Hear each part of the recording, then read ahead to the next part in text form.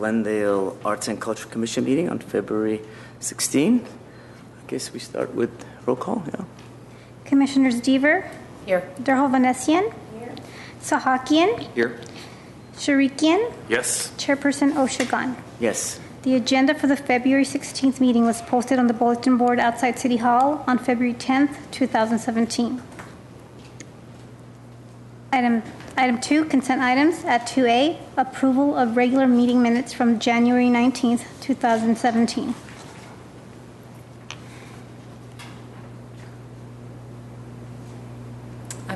Any comments? I move approval. Second? Yes.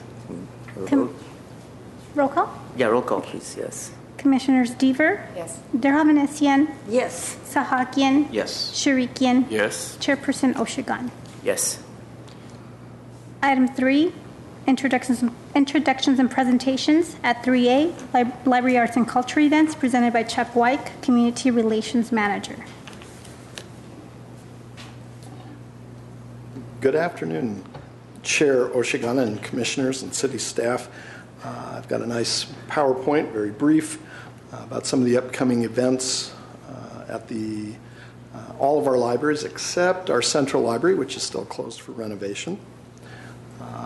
Brand Library is going strong. One of their many programs is a book to art club.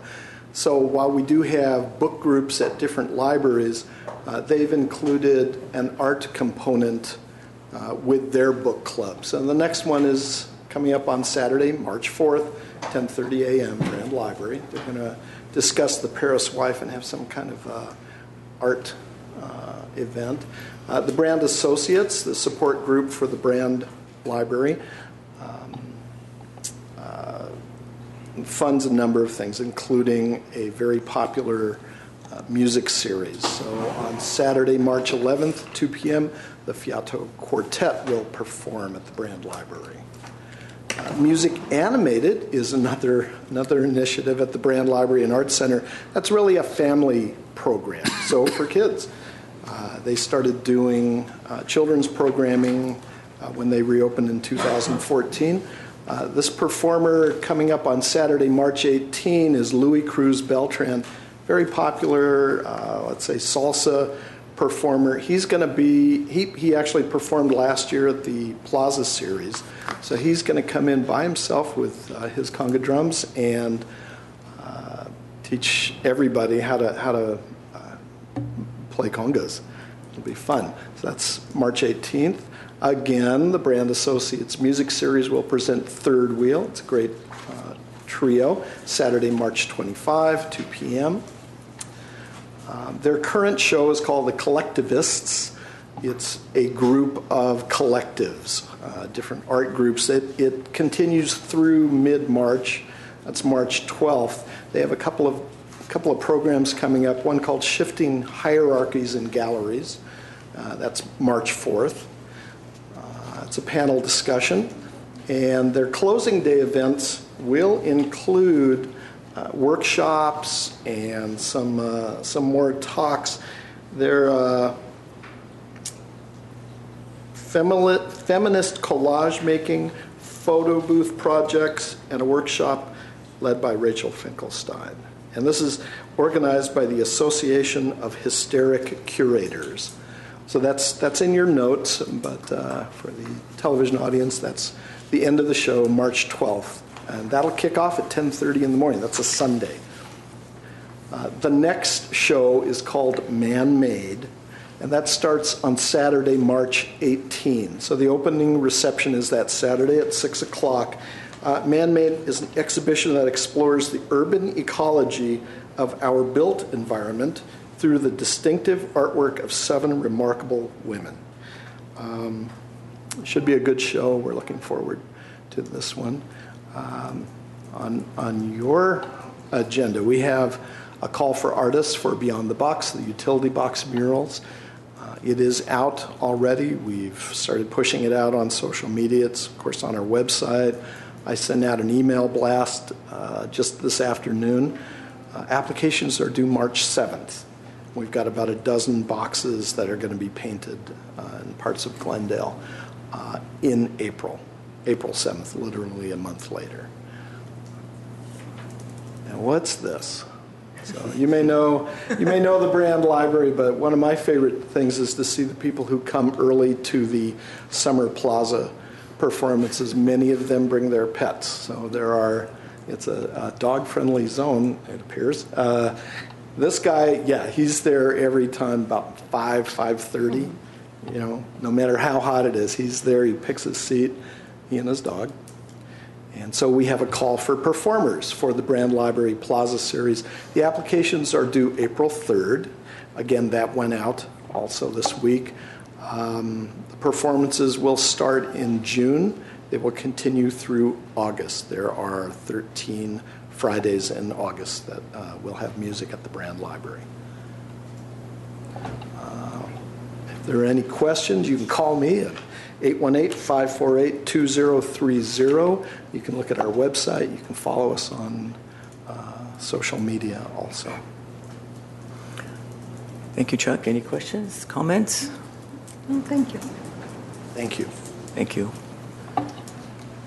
Next is Item 4, oral communications, and there's none.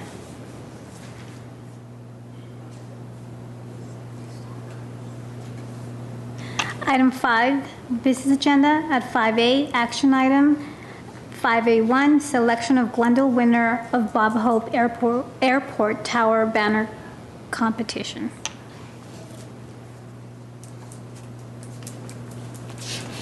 Hi, good afternoon. My name is Jacqueline Scott, and I'm an administrator at the Glendale Unified School District.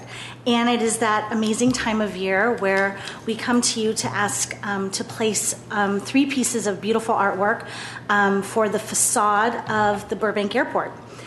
So the Hollywood Burbank Airport has an annual contest where they put it out to Pasadena, Burbank, and Glendale High School students to create an amazing piece of artwork. The theme this year was, oh my gosh, I'm holding a blank. It was Aviation Goes to Hollywood, remember. And so I brought the artwork that students, our top 3 that created. So this was piece A, and then piece B, yes. Maybe and I you think could place it on the chair over there. So sure, I would be happy to do so. Let me put them in the order.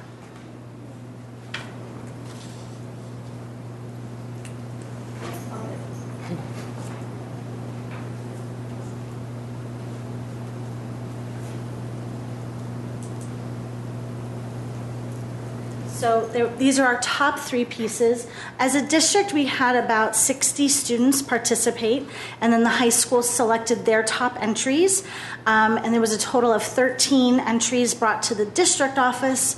District senior administration whittled it down to these amazing 3 pieces.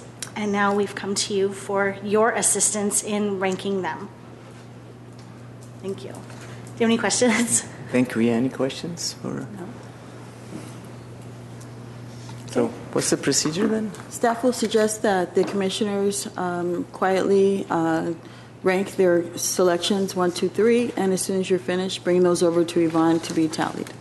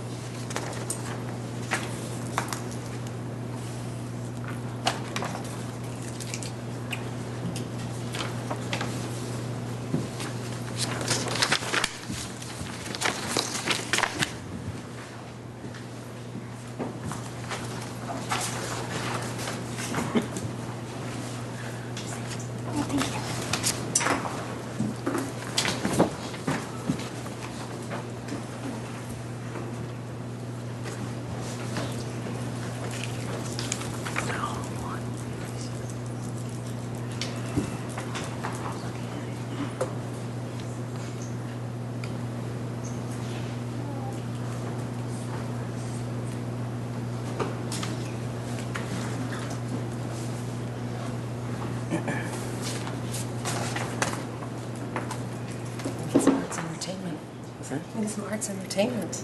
Yeah. Music interlude. Yeah, really. Somebody dance. Something that we did differently this year is we've actually brought the artists from the high school. So they're going to see the results live once they're announced. And so that's something really different. I think they're nervous, but they're really excited. The good news, what I've said, is that no matter what, they're all winners because their artwork, regardless whether it's on the facade or inside the building, it's put on display, which is a beautiful form of art installation for our high school students to experience. And So staff actually, would like maybe- to, excuse sorry. me, staff would like to remind you that we do have an open call for utility box murals right now, and the students are all welcome to apply. We'd really look forward to these outstanding artists to apply for that program. Thank you very much. I will share. Actually, before the announcement of the winner, could they, whoever wants to speak, could they do that before we Wonderful. tally it up? Sure. That'd be great. So students, do you want to come forward? And at least I'll introduce you. I think they're super nervous. We don't bite. We really don't. And we're very far away, so we can't even do anything to you. Well, something that's, so come on, just stand with me maybe. Come on, and their teachers are here. So we have Mr. Nye and Ms. Wiggins, and they are art teachers. And the irony this year is that the judges never know what high school they are from, but I want to come forward, my wonderful students. They're all from Crescenta Valley High School. Oh, nice. So it's kind of the irony. So maybe introduce yourself and what grade you're in. Well, both my sons go to Crescent Valley, There you so go. maybe you know them, a freshman and senior, but you can just talk about whatever, just what materials you used, how you thought of the idea, anything you like. Hi, I'm Angelina. I'm in 11th grade.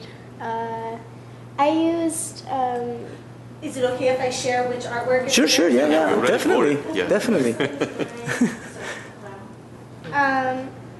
I got a lot of the ideas just bringing together, ideas that my parents gave me or my teachers gave me, my wonderful teachers, my wonderful parents. I used a mixture of watercolor and colored pencils, wax colored pencils. So yeah. Good job, Angela. Great, thank you. Thank you. Yeah, put it down. Hi, I'm Jennifer. I'm in 11th grade, and that one's mine.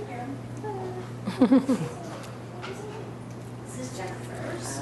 The medium I used is poster colors. So it's kind of like watercolor, but more solid, opaque. So, inspiration-wise, I don't know, from everything, I guess. Fantastic. And Thank you. Hi, my name is Michelle Tomasian. I'm in 11th grade. I used acrylic paint, and I just thought that it would be cool to have the Hollywood Walk of Fame, the stars, to slowly turn into planes. So it's the Walk of Planes. Well, playing. Well, good. Thank you. Thank you.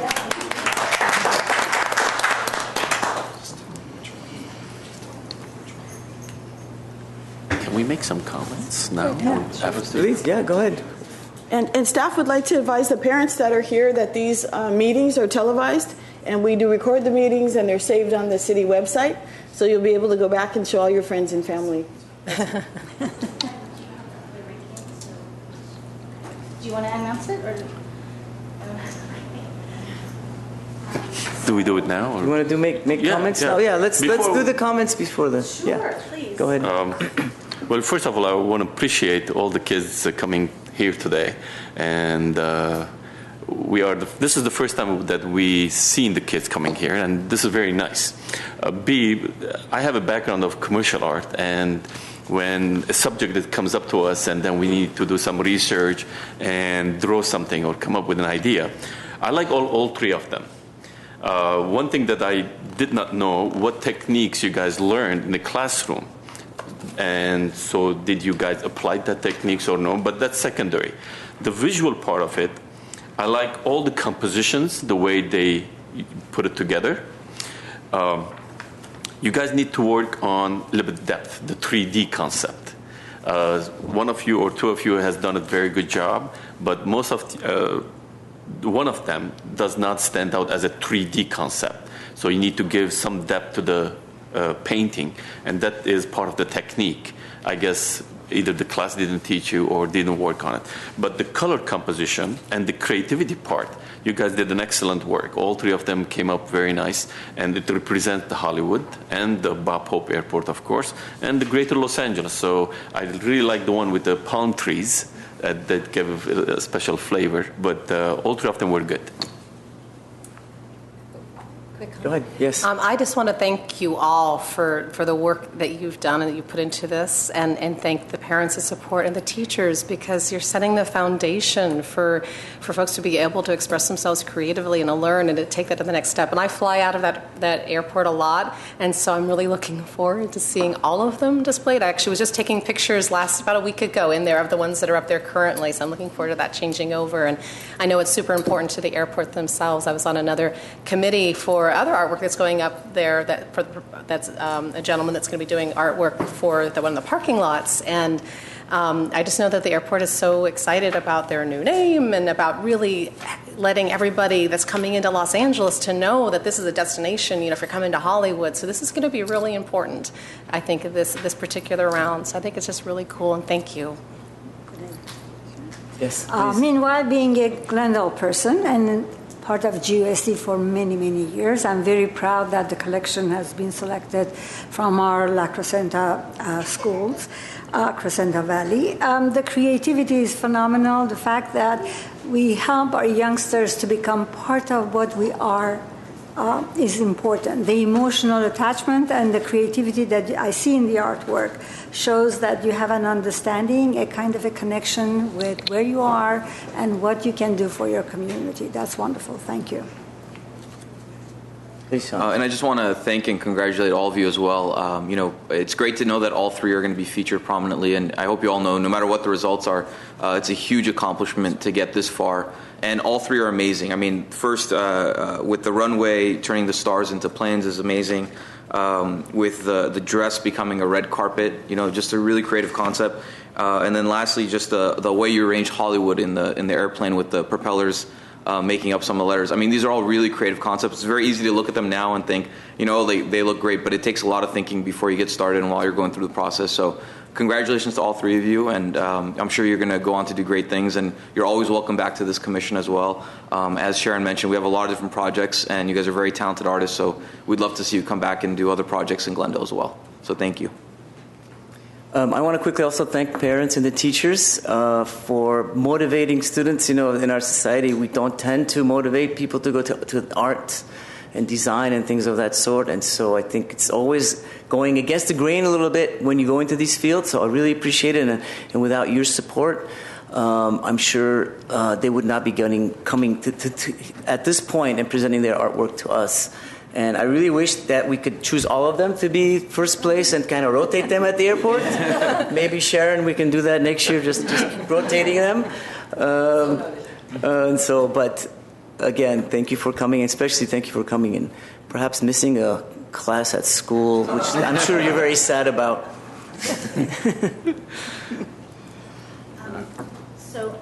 Mr.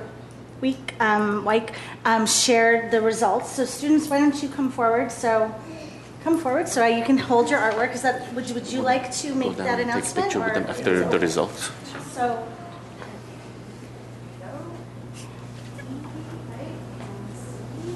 Okay, so according to the tabulation, letter B is our grand prize winner here. Congratulations.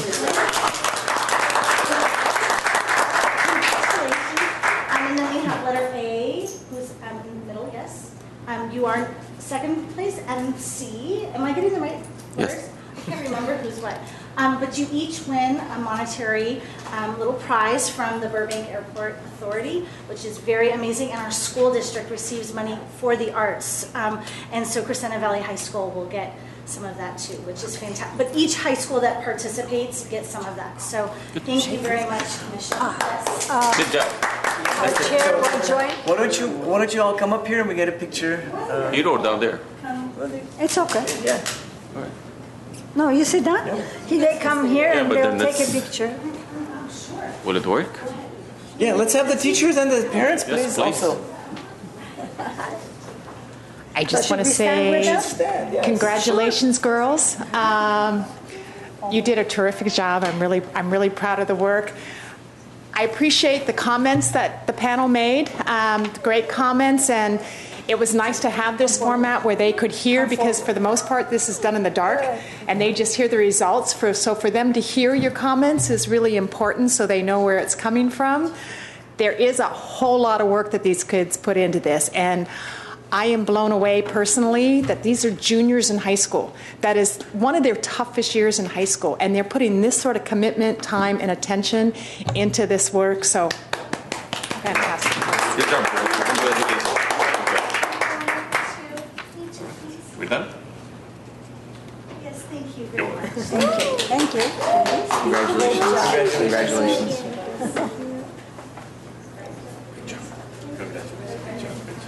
Look at that.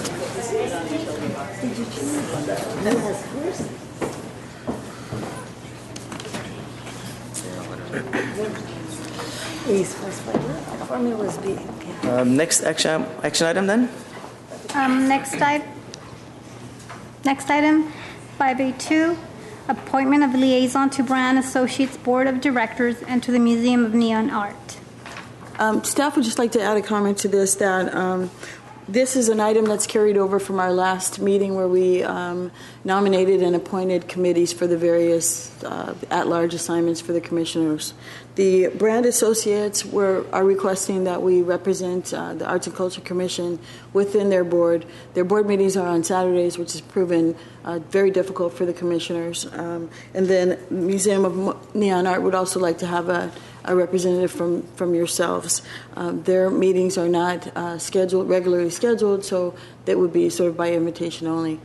Staff would just like to advise the commissioners that we don't necessarily have to have a liaison to either of these organizations, and or that the commissioners may interject themselves with these boards, not necessarily on their regularly scheduled board dates. We can go back to these boards and suggest that the commissioners interject on behalf of the commission when it's possible and when it's necessary. Could I say something in that regard? I think it's a great idea because, I've been for years with Brand Associates. They have our staff also always participating in their meetings.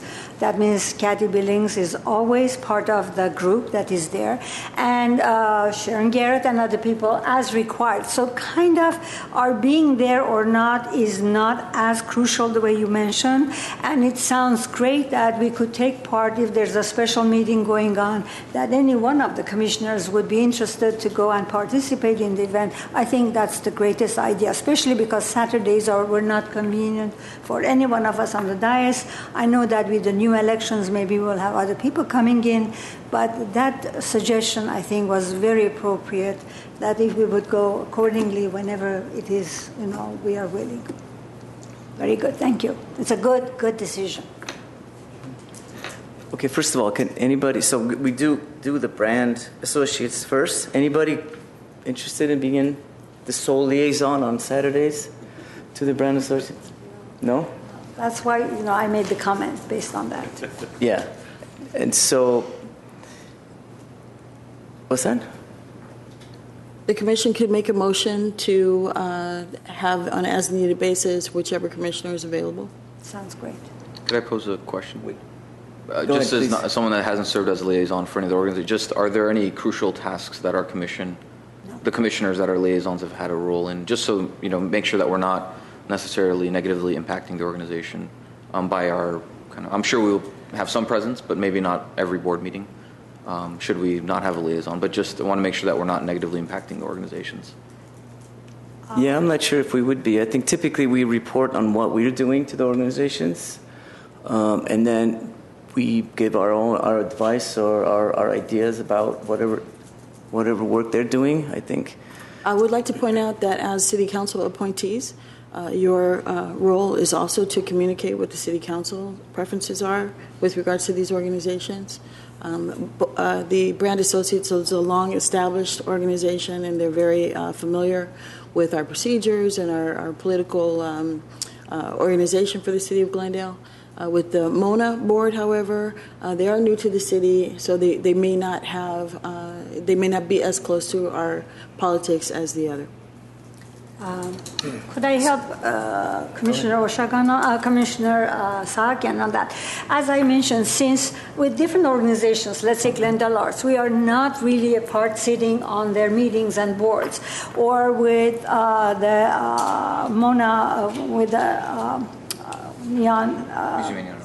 Yeah, again. So that's a different kind of a representation that we need to be there. But with Brand Associates, it is held at Brand Library, and it is our staff are permanent part of those meetings. That means anything that goes on is being reported by Chuck on a monthly basis. So whatever goes on is there, and whatever is the volition of the city and the commission also is delegated by our staff person, Kathy Billings, who's there. And also Cindy Cleary and different people participate as need be. And if the choice has been made that any one of us at a given time could participate, would be a nice way of not putting the burden on one because of the Saturdays. Meanwhile, we are there. We are part of it. We do a lot of joint efforts together. So it is like being with the Brand Central Library. It's the same. It's very different than the other organizations that we have a liaison with. So to me, I thought that was a clever decision not to kind of specifically want anyone there. Yes. I just want to say that in my personal experience, because I've been a liaison to 2 different organizations, and it has, I think as expressed, it's been mostly about being able to identify potential partnerships with the city, things that are happening in the city that help advance initiatives or programs that they're doing, helping them make those connections that they might not otherwise know which department to go to or whom to speak to. Also, if one happens to have a particular area of expertise that is useful, I think it becomes almost like an advisory person, whether it's under the umbrella really of the commission specifically, but that has also occurred, just kind of depending on what the person brings to it, I think. So we would need a system to maybe an email that comes out before, a week before, or a few days before the actual meeting, such that it advises us who from our commission can actually attend the meeting, and then maybe then we can respond and decide who can go that particular week. Okay, well, staff can commit to interfacing with these organizations. If you do move to go for this format, to tell them that this is what the format is, and if they're requesting or if it's appropriate for a commissioner to be involved in the meeting, that I would know with a certain amount of lead time, and I'd be able to contact yourselves. Sounds good. Okay. We have a motion? To appoint nobody? So I would go for the motion. Do you want to formalize the motion a little bit? With the motion, go ahead. Well, I would say I would move that we amend our current process so that representatives of the commission will go to meetings of these different organizations on an as-needed basis and as communicated through staff.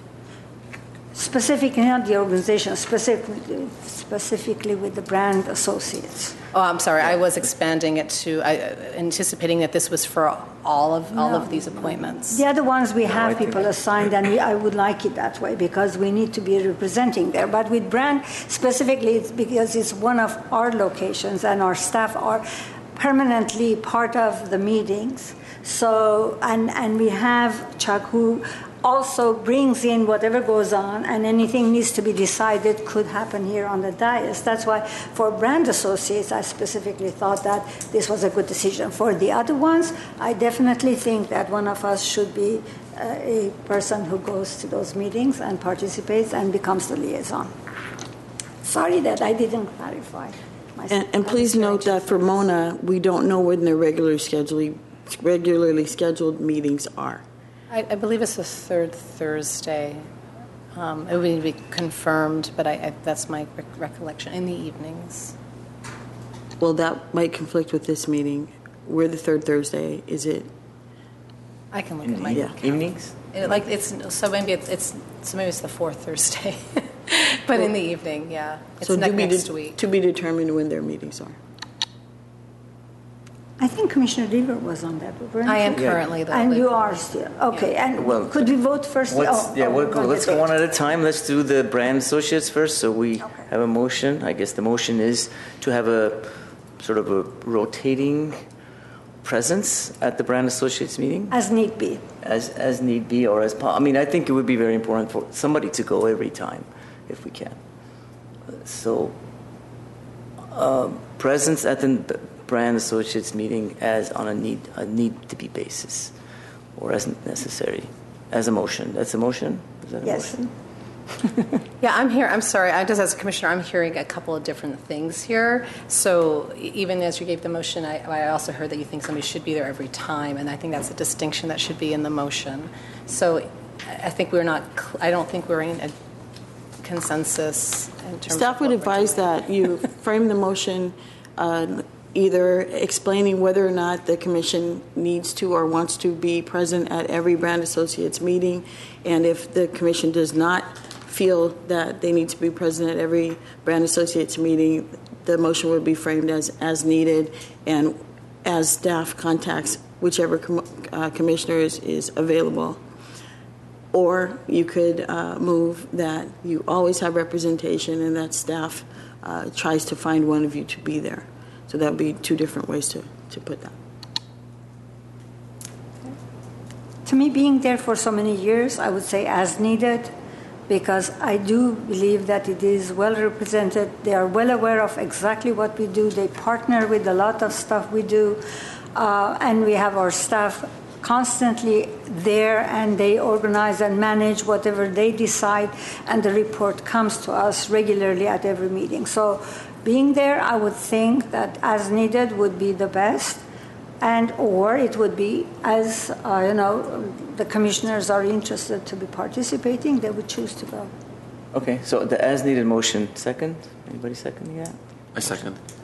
Okay, can Sounds we have roll call on that motion? Commissioners Deaver, Yes. Derhovanessian, Yes. Sahakian, Yes. Sherikian, Yes. Chairperson Oshigan. Yes. Okay. Okay, so the second thing that you need to consider is whether or not to appoint a liaison to the MONA board. Please note that MONA is not on city property. MONA is in a space that's been leased to a private entity. So it is very different, as Commissioner Derhovanessian has said. They are not monitored by staff the way the brand associates are. We're not as in constant contact with them as the brand associates.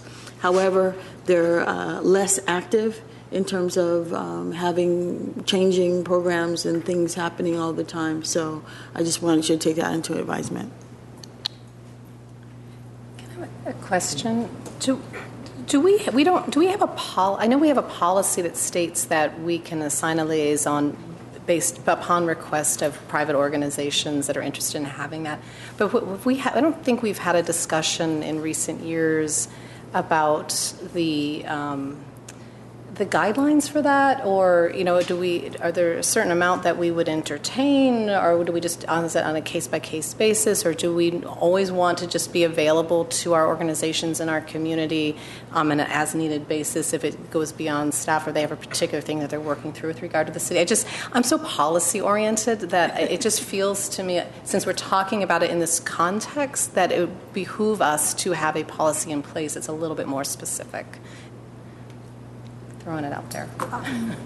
I'd like to request if we could bring that back to a future meeting, because I've had community organizations and both arts organizations, music organizations that have asked for a liaison on their board, but there was no clarity of what that process is, of when we would do it, when we wouldn't do it, when our commissioners can take on that role, when they can't. So if we could bring that back and have some clarity for not just us, but also for the community to know as well. I would suggest that staff go back and research this issue to see if there is any city policy that's way down deep when this commission was formed, or when the commission first got staff, and to see if there was any policy there. If there is not a policy there, my recommendation would be that this would be a subject for the Public Art Master Plan. Since we have so many hundreds of community organizations and so few of you We really need to decide which organizations we would want to be infused in and what the priorities would be for this commission.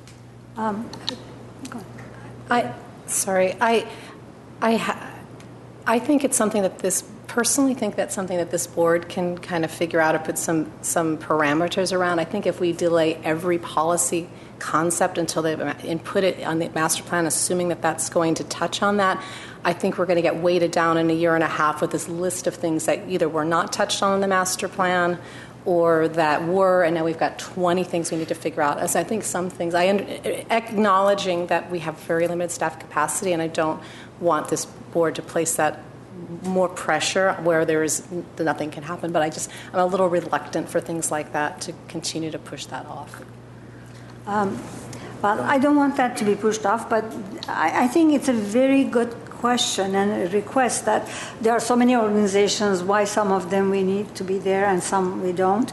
Like with Glendale Arts, I understand because it has been in close collaboration for years, and it is one of our historical places. It has been one of the organizations that for years has provided art and cultural events. So that is a bit different. Now, the organizations that are, or brand associates that they are established and etc., as we discussed, but there are so many that are not. So I don't know if we want that to be part of our work plan or not, or that's how it needs to be, but definitely we do need to have a perimeter that talks about which organizations we need to be representing and which ones we don't. It's a need. I think we need a longer discussion because, in fact, new organizations need our help more than, for instance, Glendale Arts, that they know all the ins and outs of the community and the arts community here in Glendale, like better than for instance, for sure, than I do. So, but Mona or Anateus who's coming in, they may need more of our assistance. So we should really make this discussion. I'm not sure how we can do that, or do we need to draw up a list of the organizations that we think could benefit from our assistance, or we could benefit in creating a new connection with them as they move forward and enrich our Glendale Arts lives? Well, I would suggest that the commissioners, as they are at large, perhaps come forward with a list of organizations that they believe the commission should be involved in. Staff could coordinate developing that list, and we could bring it back to the commission to identify at least a point of view. I'm not sure, frankly, how we interject policy for the Arts and Culture Commission and whether or not the City Council needs to be involved. But I think we should, in light of what you're saying, each of you, return to your respective places and then think about this and perhaps come back with what you would suggest the organizations are that we need to be involved in. Mm-hmm. Can we put that on next month's agenda, please? Yeah. She has a... Oh, sorry. Go ahead. I'm wondering if we're putting the cart before the horse a little bit, in that your initial suggestion for staff to go back and just kind of look at the history and see if there's a precedent for what we're trying to do, because as a commissioner, I'm not convinced that maybe we should be sitting on any boards, frankly, because I think and that's what a policy would look at. Like maybe it's that we don't, and it's really staff's or the city's position to interface with the communities that have specific needs, and if it seems like something that then becomes before the board, because we can be helpful as a board, and then they need somebody. There might just be different ways of looking at it rather than looking at us each suddenly having to be these ad hoc members of boards across the place. So I'm reluctant to even take it to that step and do that type of work, and make a motion to have staff just research the history and the precedent for it, and then to bring it back for another agenda item in which we can discuss it from that point. That sounds good and reasonable. I do agree with you. So there's a motion. I kind of stated a motion in there. I'll second that. To bring back, for staff to review if there's any past policy or precedent that would give parameters for which organization we do work with or which organization we don't work with. Do we have to be on any of them? Well, more so if there's some direction in terms of whether there's ever been a policy on how these organizations are selected for us. And some parameters, and maybe we can discuss at the next meeting if we want to set parameters, should there not be any already in place. Because I'm sure there's something, because we have the brand associates, but we don't have friends of the library. You know what I'm saying? So that there needs to be a clarification, and that's a very good suggestion. Thank you. So far nobody needs to be on any of them till you come back with any findings based on your research, right? Commissioner Sherikian has made a motion, and we need a second. Seconded. Commissioners Deaver, Yes. Derhovanessian, Yes. Sahakian, Yes. Sherikian, Yes. Chairperson Oshigan. Abstain. And just to be clear, are we going to hold over our discussion of Mona until we've analyzed this policy? Yeah.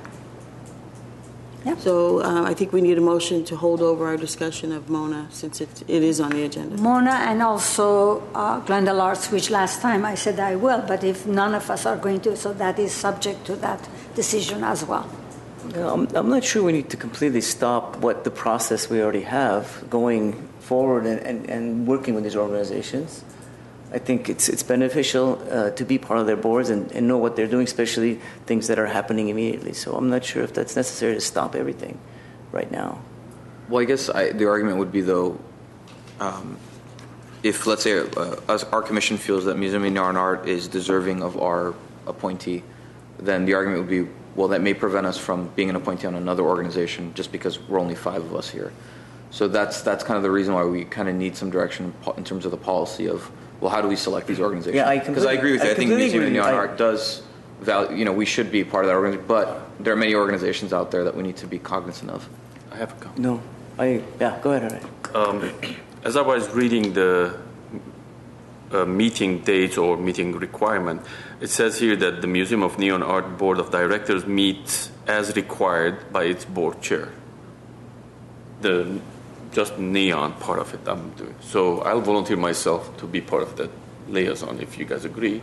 So at least we resolve that issue, and then we can only discuss the matter of the brand library if the commissioners agree to that. Because that's how it says. And although the commission liaison will not vote any member on the board, so we have only to be present and to give ideas, and therefore, and the Museum Neon Art Board directors meet as required. I'll volunteer myself to be there, make it easier for everyone. Could I interject in that one? Because if we do, then we are Arts and Culture Commission of City of Glendale. So the question comes up, as Commissioner Deaver brought into our scope, is that how do we choose which organizations we are part of and which ones we are not? There are so many, as there are new ones, as Antias, and there are so many already in the community. So it is not specifically now on Neon or the other one, if any one of us wants to be there. It's basically, do we need to be there? And if we do, what is the criteria? So then we can choose and see who can do it on which days. It is very important, because how do we respond to the community that why are we on, let's say, Glendale Arts and not on the Antias one? And why are we on the Mona and not the other organizations? There are a multitude of them in the community who do great service, but we are not part of it. How did we pick and choose to be part of that is an essential thing for us to know, and also to respond to the community. Otherwise, who wants to go to which one is the easiest part of the deal that we can do? And even if any one of us is going to be on any one of them, if something comes up, we can call another commissioner on board and say, would you please take my place? That is not where we are stuck. The idea is, do we have to be on them or not, or which ones do we have to be? So first, let's go on what is the precedent on how it is decided, or a history of why we are supposed to be on boards, and then we'll take it from there when it's the staff does the research on it, I think. As we have motioned and we have seconded. We have a motion to postpone appointment of the Mona board or member. Any one of them. Right. We have a motion for that. Right. We need to postpone this agenda item, right? Number 2. I think with the first one that we motioned, we already resolved that. Is it resolved that? Well, I think staff requested that we clarify in the postponement of that. And I'm happy to make that motion. I will say that I don't know that postponing that like I'm actually the appointed liaison, and I don't think by postponing that means that they don't have a liaison, and so I'm happy to continue through the end of my term anyway, or before, sooner, whatever, to make sure that they're not feeling left in the lurch. But so I would move that we table this discussion until the next meeting. Yeah, I'll second that.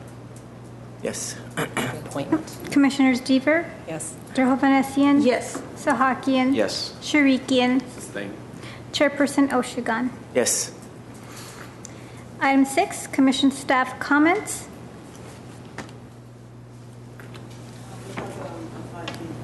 Yeah. Oh, I'm so sorry. We jumped too fast. Work plan. Oh, I'm so sorry. However, we may change the order and have staff comments before, since we do have a staff member that's waiting to speak to us that may not need to sit through. That's fine. Yeah, we could do that. Yep. I'm just going to ask our attorney, do we need to do anything to change the order of the agenda? Someone make a motion, have a commissioner make a motion in a second to do that. I'll make a motion to change the agenda. Second. Any roll call? Okay. Commissioners Deaver, Yes. Did you need anything more specific in that motion? The motion, the 5B, we will do it after number 6 comment. Yes. So, Second. and yes. Commissioners Deaver, Yes. Derhovanessian, Yes. Sahakian, Yes. Sherikian, Yes. Chairperson Oshigan. Yes. Oh, item 6, Commission staff comments. And as staff, I'd just like to advise the commission that we've invited Mr. Fortney here to discuss the ACE project. He's not prepared to engage in any dialogue on it, just to report to us and update us on what's going on. If there is something that we want to discuss in the future with this, we need to add that to a future agenda. Well, good afternoon, Chair Oshigan, Arts Commissioners, Mike Fortney, Housing Project Manager for the city. To give you an update on ACE 121, it is 100% leased. It was 100% leased December 31st. We had the deadline for the tax credits, so it was a crunch at the end, but we did get the project fully leased. So if you recall, it's 70 units, one for a manager, the other 69 affordable family units, affordable to folks earning between 30 and 60% of very immediate income. So again, it's 100% leased. We don't have certificate of occupancy, but we do have TCO on the residential portions. So there's still some minor work being done on the art gallery and some of the other common area spaces. But it should be done in the next 30 to 45 days, 100% done. Meta Housing was the developer for that. WSH is the management company for the residential portion. And the organization called Engage will be the service provider, and they're coordinating with arts and culture staff with respect to all the programming that's going to be happening on site. We're having discussions now. It isn't fully vetted exactly what all the programs will be. Part of it is just taking a look at who we landed in terms of artists in the project and what their backgrounds are and what they want to do. So that's going to be happening in the next couple of months. If you recall, there was a preference for artists. There was also preference for those who live in Glendale and those who work in Glendale. I can tell you that more than half of the units did go to artist households.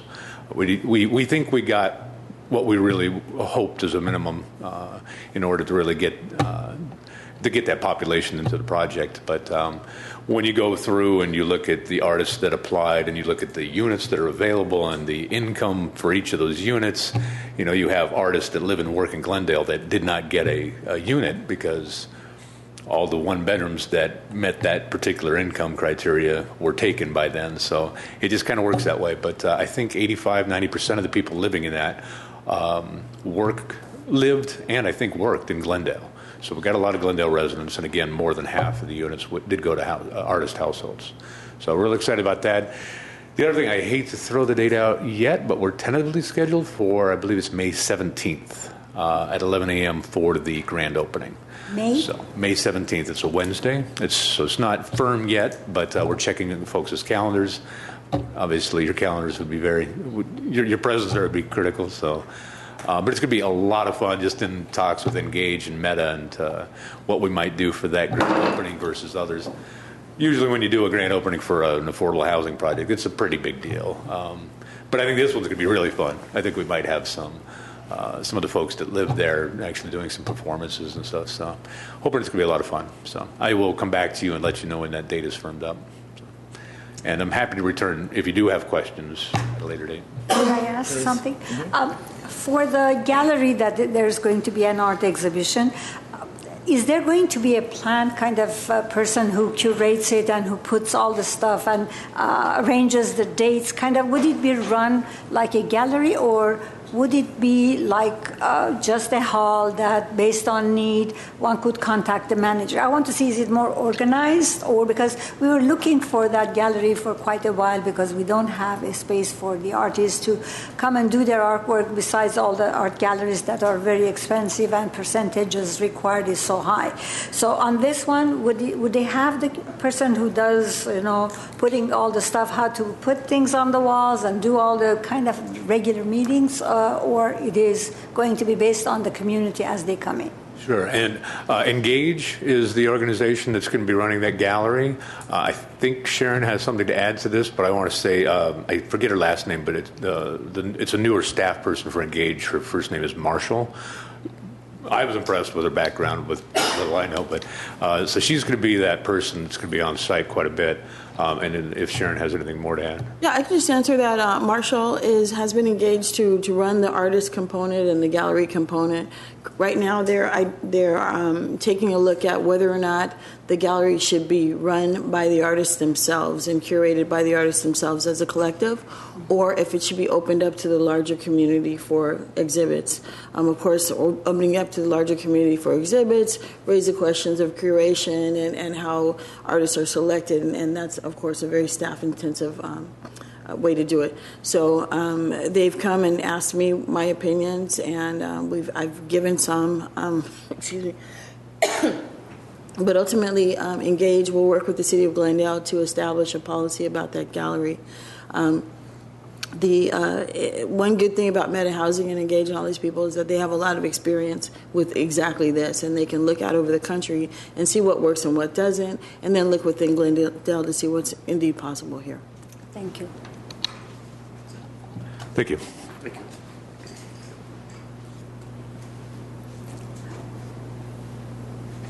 Any questions?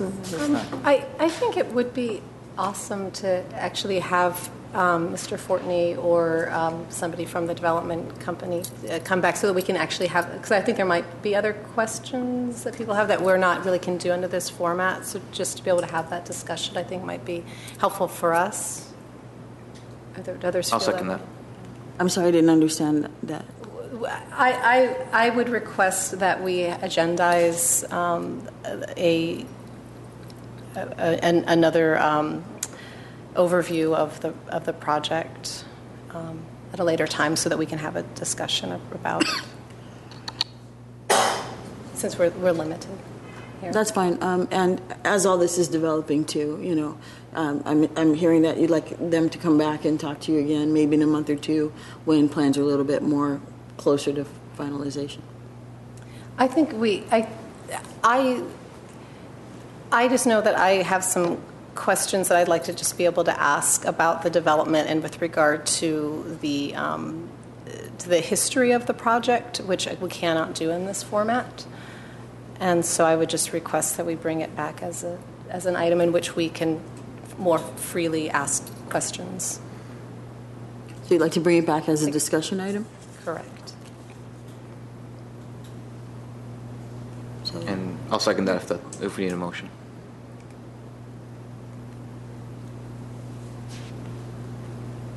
Roll call? Oh, roll call. I think it's just to get something on the agenda. Am I incorrect? We just need to have two commissioners that agendize, or it goes through the chair. Is that not correct? That's correct, Commissioner Deaver. We just need a motion and a second, or a request, a second. Okay, no roll call. No roll call. No roll call. So discussion items then? Yep. You're still at staff comments? Oh, okay. Yes. Any comments? Staff? Yes. I have one. I just want to, because I had mentioned that the Hollywood Burbank Airport and the artist selection that we did, but I wasn't able to make any announcements at that time. But I can formally say that the Fausto Fernandez is the artist that was selected for that. That was the committee that I sat on behalf of the commission for the artwork that's going on in the parking lot, and they expect that project to be completed at the end of March or May or something in 2018, but over the coming months, that artist is going to be visiting the different communities like Glendale and Burbank and Pasadena and interviewing people and doing photography, and it's going to be a really cool exhibit. I'm really, really excited about his artwork, and so I just want to let you all know about that. Good. Staff has been in contact, too, with the consultant that's working on that for the airport, and we've invited them to come and present to this commission as soon as the artist is available to do that. Excellent. Yes, Hrayr. Couple things I just need to see if we guys follow up on them. Number one, a year ago or about a year and a half ago, we had a developer come here and present their artwork that they were going to do on the corner of Central and, is it California? They were going to do some type of electronic panels in their local apartment units, and they were going to notify us at the opening. And I've been passing by Central area, and I've noticed that I think it's open right now, but we are not aware of it. If you guys can follow up and see if it's working. Yes, I'll follow up on that. That's number one. Number two, there were some utility boxes that they were half done, or there were some additional boxes added to it. Do we have any update on those things? And yes, those have been completed. Okay. Yes, those have been redone and completed and reinstalled. Yes. Yeah, okay. Any other comments? Commissioners? No? Item 5B, discussion item. 5B1, Arts and Culture Commission 2017 to 2018 work plan.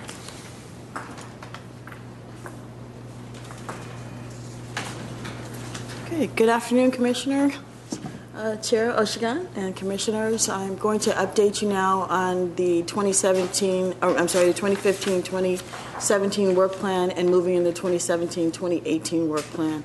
And just a spoiler alert, basically the 2017-18 work plan is a continuation of all the elements from the prior work plan. So I'm just going to kind of go over those real quick. First of all, the projects and funding, there's a chart in your report at the very end, which basically shows that of the total $380,000 that we had to spend in this work plan year before the end of the fiscal year in June, we've already spent around $70,000 of that. So that our next work plan, we have $292,000 books that we intend to spend. Note that in the final column, in the final entry, the Public Art Master Plan had come in at $125,000 opposed to the $50,000 that we had budgeted. So staff went through looking at what programs took what amounts of time, and we shaved off the $75,000 overage from those programs, mindful of what we're able to actually accomplish. So we're very confident with this budget now.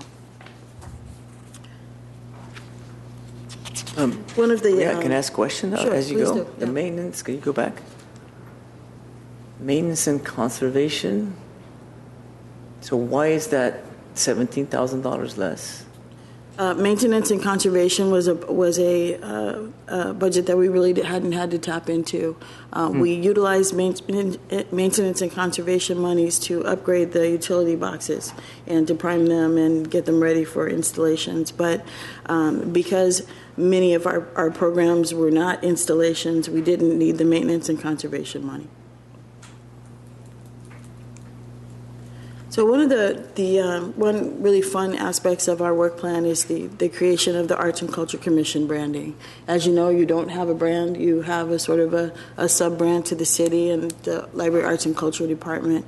But we've reserved $20,000 to retain an artist to create an identity for the Arts and Culture Commission. I've put a couple of identities up here just to give you an idea of sort of where we're going with this.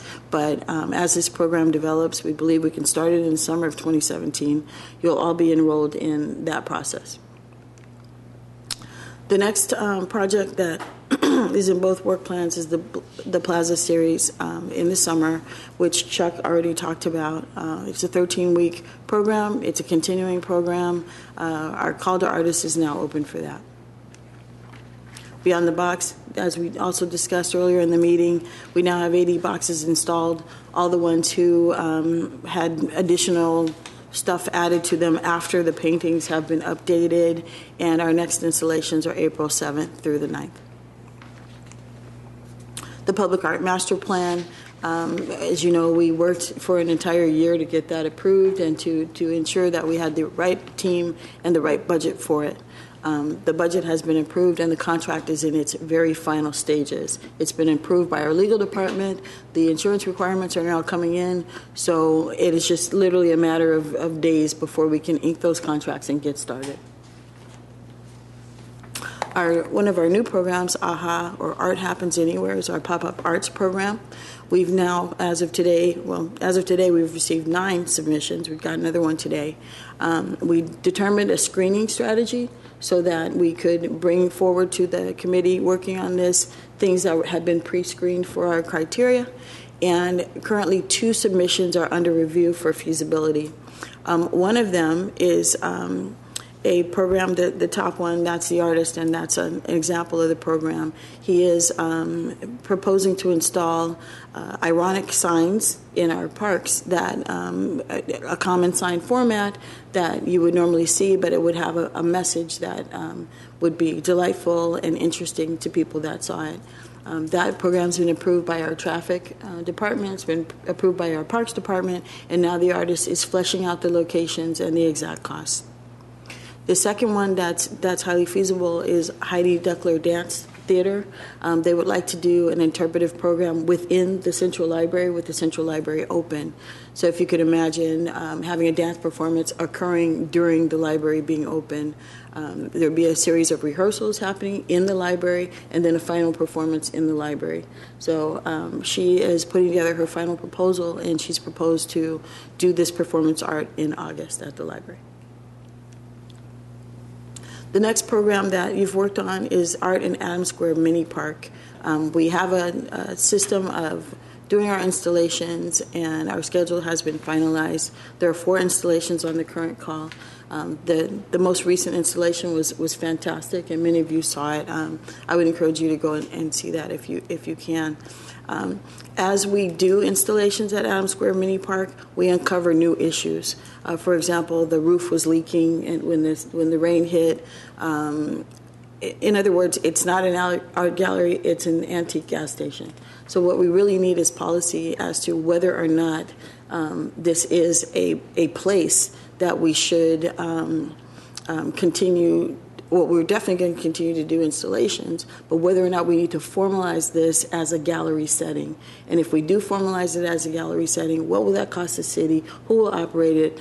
What would the policy be? So it's one of the main topics of the Public Art Master Plan. Then another budget category was temporary art in public spaces. We had reserved $100,000 for this. The spirit of it was things that came up that we thought were great opportunities. We conducted the Cool Maryland Nights performances in conjunction with the Economic Development Department, where we closed down Maryland. We provided programming along with the other departments that participated in that. You've also approved a Creative Crosswalks project and have formed a committee to work on that. We went back to the city departments that would be involved in it. It's a very complicated process. It's a little bit more complicated than we even thought, and the intersection that we selected is problematic. The intersection that we selected to do this for the first time was the intersection that's in front of the Central Library. Unfortunately, that intersection already has painting on one of the legs of the crosswalks.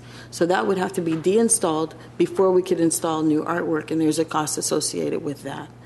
Staff felt that if we did proceed with that crosswalk, it would absorb the entire budget. So staff is taking a look at alternative crosswalks, perhaps the crisscross crosswalk, that's at Brandon Harvard, or perhaps the crosswalk that's across the street from the Alex Theater. So we're still investigating what those might cost, and we'll be coming back to this commission with a recommendation or to get your suggestions. Another project that came out of the temporary art and public spaces line item was the Central Library Grand Reopening Entertainment and Continuing Series. The commission approved a budget for that, and we have come up with the idea of having sort of American Idol style auditions for that. We believe that the Central Library Entertainment Series can be very, very different from the Brand Library series. Not just music, not just dance, but all types of performance art, from magicians to jugglers to interpretive dance to spoken word. I mean, it really does lend itself to a much wider type of call for artists. So as opposed to doing a call for artists and evaluating all these different proposals, we thought it would be a really fun event, the auditions themselves. So staff is planning to have auditions. We're looking for an appropriate date. Those auditions would likely occur at the Brand Library and Art Center. The format that we're looking at is a 5-minute audition to be selected for a 1-hour performance at the Central Library. Could I ask a question there, or should I wait? No, go right ahead. So you said the performance is not going to be the one that we are kind of separating the one that the brand associates are going to have their series and ours, right? Am I right so far? Correct. The Brand Library Plaza series has a sort of standard format, and it's working. And then for this one, we will have are you going to have it again the plaza, or is it going to be actually the performance hall? The concept is that they could be performing in the auditorium, the new auditorium, or they could be performing outdoors. They could be performing inside the library based on what they present in their audition. Okay, sounds great. Now, could I talk about the dates that we would be discussing this auditioning and etc., or should I leave it for after the meeting? We can just do that separately. We do have a committee identified for that, and we can just convene separately. Sounds good. Thank you. It sounds very exciting, and it's a new idea, and there would be less of a competition between the commission and the brand associates, because I always had an issue of they consider that it's their event and we consider it's our event. I know it was a collaborative, but somehow it did not come across the same way to the public. So this would be a new identity for what is going to happen. That sounds exciting. By having this sort of American Idol style auditions, it would create an event in and of itself that'd be just a whole lot of fun and great branding for the Arts and Culture Commission. Sounds great. Thank you. And by the way, the city of Beverly Hills has done this for many years with their recital series, and it's really popular and very successful. So we're kind of copycatting on their success. Of course, why not? We are very close. Next step to Beverly Hills. Absolutely. I had a question about the crosswalks. A little bit more detail. So there is one part of that crosswalk that's already painted. Is that right? I've never noticed. If you recall, like some of crosswalks have dark red bricks. Yeah, that's really paint. It's not that paint. That's it's really paint. It's not that the bricks are dark. So, and you'll see those in various cities. Pasadena has a lot of them. One of the legs of the crosswalks in front of the library has that coating on it, and it's also had some other disruption. So that would have to be removed and repaired before we could do. And that's a big cost to remove that. You have to remove it. You can't paint over it. You have to remove it because it's put on with a plastic heat seal. So once you try to do that on top of it, you're going to run the colors together. One option is to not do that leg and to do the other two legs. The other two legs are parallel. So not sure if that would be as aesthetically impactful or worth it for us. So all that is to be looked at, and we'd like to bring that back to you. Okay. Yeah, Hrayr? I want to continue question on that issue. I think right across the library, Central Library, there is only 3 legs. That's correct. One is sidewalk, and then 2 parallel, and then the cross side. it will be a very good idea to keep that location as a priority because it's an art district within the central library, and it is within a district where a lot of people visit. And to go probably a few blocks north or east, Brand and Harvard might be a lot better place maybe because it's right across Americana or right in front of Americana. But going northbound, there are some, in my mind, there's a lot of doubt about it. You know, we'll bring back a full analysis for you, you know, what crosswalks are available, what the cost would be. Okay. The crisscross crosswalk in front of Brand and Harvard, of course, that would be a beautiful one, but it's so highly trafficked that closing that crosswalk down, even for one day, would be very, very costly. So I'll bring back all that information to you. That's it. Any other comments? Not regarding this, but some other question regarding our commission. Could I ask now? We can do that at the end, maybe. Yeah. After. Okay, we could do that at the end. So now that the categories don't really line up the same, I mean, we're doing the Central Library Performance Series as a part of Temporary Art in Public Spaces. So what I've done is I've just renamed them all, and we'll just move forward with this nomenclature as we analyze the spending of the rest of this money. So what you have here now are all the projects that we're working on, the costs that we are projecting, that the monies we project to spend 27, 2018 on them, and the initials of the commissioners who will be working with staff on getting all these things done. Do we have that here? That's in a PowerPoint that I didn't bring, but I can certainly send that to you. If you were to look at the chart on the final page, it's aligned the way it's like this. That chart looks like this. I can bring back to you with the name of this listing with the names of the Sounds commissioners and. Because, you know, there are community people who ask things. We need to know to whom we need to direct besides you. Absolutely. Sounds good. Absolutely. Thank you. So I'll take that feedback to flesh out this plan and have it at the ready for you as a handout or a reference material for you. So this plan is through the fiscal year 2018? Correct. This plan is the amounts of money that we intend to spend from FY 17 through 18. Which is like June? Is that June 2018? I'm just thinking of if the master plan comes online, how is that going to be affected? Or is the master plan going to start after this work plan ends? No, the master plan is going to start. Basically, what I'm outlining here is the monies that will be spent through the remainder of 2018 before the end of that fiscal year. So some of the public art master plan could be spent before that fiscal year begins, but like I said, the 2015-2017 plan was a 2-year plan. This is just a 1-year plan to finish all that activity up. So this could really be called the 2015 to 2018 plan, if you will. But I just wanted to encapsulate it as the work that we intend to finish by the end of fiscal year 2018. Now, the Public Art Master Plan may make some recommendations to change all this, but this is what we have booked for now. So I just wanted to make sure that yourselves knew and the public knows that these are the things that we have booked, that you have approved, that the City Council has approved for spending.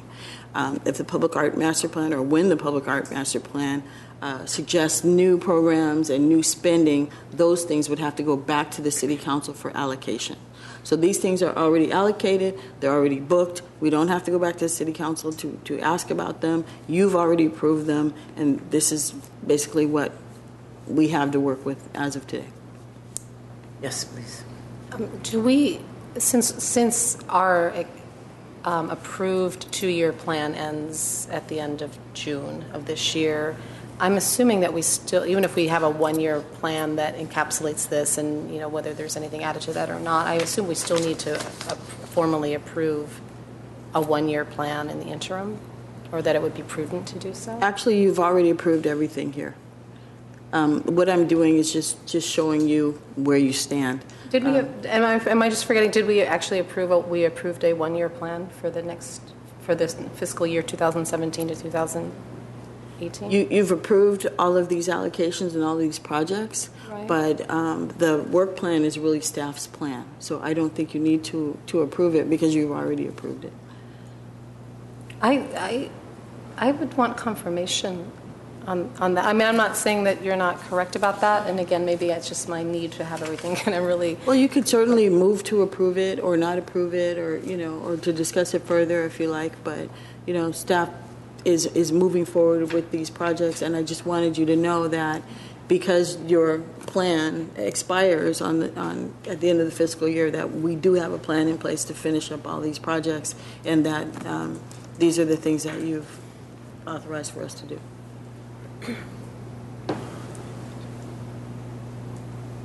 I'll ask a follow-up question to that, and then I had a couple other questions too. So just for some clarity, we went to City Council for approval for our work plan, which kind of approved the big bubble number we were going to spend, which I believe was around $400,000 approximately. That was to approve the 2015-2017 work plan? Yes, Is that correct? the Director of Library Arts and Culture went to the City Council to get an allocation from the Urban Art Fund. Once she received that allocation, it was moved into our coffers so that we could indeed spend that money. By the end of 2017, it will not be all spent. So what we're outlining here is that we're going to continue with spending it, as allocated into 2018. So everything in here is not above and beyond anything that was previously approved? No, That's everything okay. here is already approved. And then a more specific question. So first on Beyond the Box, I know we had discussions about branding the actual boxes with like nameplates or something above where A, would give artists an opportunity to actually have their name on it so people know who created it, what the kind of concept is, and then B, so it brands the City of Glendale, the Arts and Culture Commission, the department, so that they know this didn't just pop up here. There was an organization that made it happen. Any updates on that, and does that go above and beyond then the budget that we have here in terms of two things on that? First of all, staff is evaluating ways that can be done through plaques, through acrylics, through stenciling or whatever for that. So staff is evaluating how we can identify those boxes. Another issue is that we're continuing to put in new boxes. So our belief was that once we had a critical mass of boxes completed, then we might identify them all at one time, as opposed to starting to do that piecemeal and then getting a new branding identity potentially and having to go back and change them. So my feeling and my staff's feeling is that we should do that in concert with the branding exercise. We believe that whatever cost would be nominal for that. It's just really about the format, not the cost. Great. And then just on Adams Square Mini Park, so I've been assigned to that committee, and my first question was, and I don't have quite clear answer on it, so are the artists compensated for their work when they are featured there? No, they're not. Okay. I mean, one thing I would say is that I think when we look at all the projects we support, all the artists are paid on every single project except that one. And I would argue that I think all of the artists should be compensated. I'm an artist in Glendale myself, and I think art is one of the areas where you very easily get taken advantage of and you do things for free. So I would argue that I know we have our public art master plan coming, but in the meantime, I think we should be allocating funds for those artists that are there. And it's 4 installations. It's probably going to be a fraction of the cost of our Beyond the Box program, and it's a drop in the water compared to everything else we're spending funds on. And I just advocate that I think the artists should be paid. I just want to add to that. I absolutely agree, and I think this is part of my quest. I mean, it leads into the question. They're synergistic about whether we're approving a plan for this coming year, because the reason we don't have funding is because it's always been because of the history of it. It got under the general fund, never was really encapsulated into the urban art plan, which is the bulk of our work plan, and so aligning those two through formally, and then being able to ask for some funding, either a reallocation of funding or new funding towards that, so this next round does have money. I think that's a part of actually approving a plan for the next fiscal year. Yeah. I would like to definitely say that this needs to be done. If we are doing it for the Beyond the Box, I don't see any difference why we cannot compensate the artists for this one as well. Well, the reason that we can't or don't or whatever, is that we did not get an allocation approved from the city council for that. Okay. We can ask the city council to allocate something for that particular venue. At the same time, we're working with the Parks Department to ensure that that venue is absolutely appropriate for continued exhibits. For example, we haven't had any rain in so long that we didn't know that structure had some issues. And so we had to do some quick repairs on it. And so if we do get an allocation for Adams Square Mini Park, we need to be mindful of what that building needs, not just, what we would need to install art there. On that one, could we have a kind of a participation of the city as well as the commission for repairing and making sure that that's taken care of, it's in good shape? Because both it's part of the parks from what I see, and it is also a little gallery for the art exhibition of a community that takes care of it very well. So in that sense, I do believe that if we can have Parks and Rec also help us with expenses on that. That's a definite thing that we need to take care of. It's both a long-time place, it's a place everybody knows about, and it's service both as the parks area and as an art gallery. So that would be a very strong recommendation if possible. And we do hear your recommendation on that, and we'd like to move forward with considering, or move forward with furthering, your feelings on it. Staff would very much like to have Arts and Culture Commission or Urban Art Fund fund this project.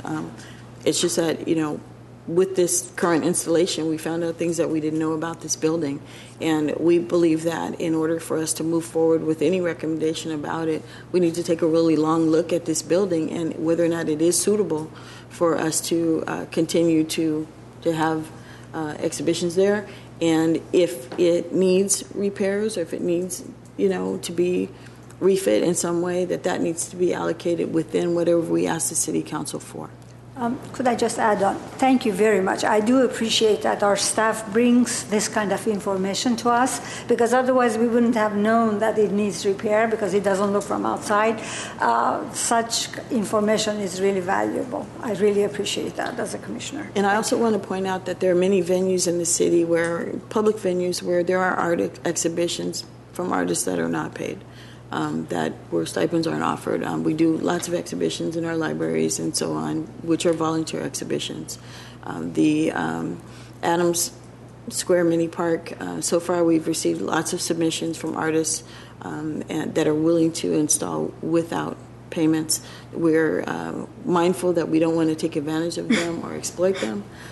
However, we need to figure out what that building needs to function as an art gallery, and what we need to do about it. Is staff recommending that we stop? We have a couple of more exhibits planned for the gas station, we're not right? recommending that we stop. We're recommending that we allow our Parks Department and our Public Works and Library Arts and Culture to analyze what that building needs in order to continue. Right now, we're just accommodating whatever the artists need. So the current exhibition, she happened to be installing in the pouring rain. We found out it was leaking. We quickly patched it, et cetera, et cetera. So that's kind of how we're doing now. And of course, that's not the way we want to operate. So we need to collaborate with our fellow departments to understand the suitability of that building as an art gallery. If we do want to pay our artists to be there, then it absolutely should be a first-rate facility, just like all the other things that we do and opportunities that we give. But just to add on to it, I think just from my perspective as an arts and culture commissioner, my purview is that we're having artists install art, and I think while yes, under the city of Glendale umbrella, the care of the venue is very important, but I think that's beyond this commission's role. And if an artist is installing on April, 5th, or if they're installing, the June 7th, or whatever the the dates that they're falling on, I think if the artist is installing them, I think we should be compensating them as a commission. And whether the venue is fit or not, that's I think a decision for later and for individuals that are beyond the scope of this commission. And that's more of a long-term question. I think should be answered by others in the city, not necessarily our commission. But I think if artists are working, I think they should be compensated. I would like to add that when you do a call to artists with a stipend and a compensation, there's a higher level of expectation for the artists themselves. So we want to be able to deliver on that expectation, that it is a pristine facility, that they will get a certain amount of attention. I think when an artist does a volunteer installation, there's a expectation that he or she will do a lot of the site work that wouldn't be done, for example, at Brand or for the utility boxes. For example, we're now priming the utility boxes so that they're ready for the artists. So I just want us to be mindful that if we do begin to pay the artists, if we do ask the City Council for an allocation to pay the artists, we'll be raising their expectation level. Well, I think we'd be raising also probably the level of art that's in that space That's also, absolutely right? true. So which is what we want. However, ultimately. the art we have now is really spectacular. Yeah, but all the work she put in, I mean, she could really be compensated for that. I mean, and I think the Adams Square program could really fall into pop-up arts also, right? So it's, if I'm not sure if that makes sense in terms of the programs, but it's possible to reallocate some of the funds as a pop-up arts program, and then be able to pay the artist to do an installation in the gas station, maybe as an idea for the staff. That's definitely well taken. The way we framed the AHA program is that it was unexpected art in unexpected places. So if artists came forward and said they wanted to do something in the gas station, and if it qualified for that criteria, absolutely. Question?